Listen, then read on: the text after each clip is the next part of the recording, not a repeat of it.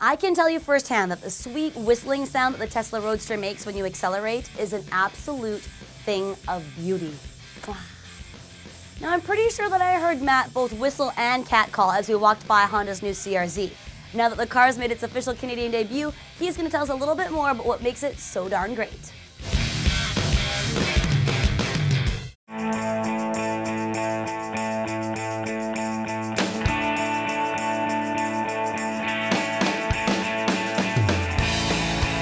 Check this little thing out right here. This is Honda's new CR-Z. It's their latest hybrid product, and if you look at it carefully, you'll see that it kind of has some styling cues that you may have seen in the past. In the mid-80s, Honda came out with the Honda CRX, which really mixed, styling, fun to driveness, and fuel economy.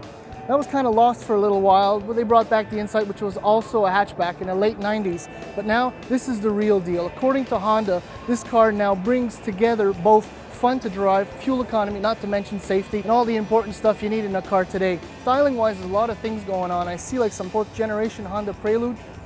If you come along the side, it's got a real classic compact hatchback line. It's going to be a two-door version, which is going to make it even more sporty, more alluring.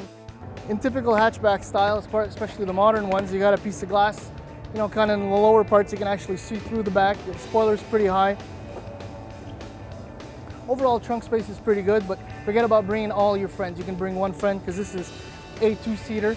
You have some cargo space behind. You can lower the divider down if you want and increase your load carrying capacity.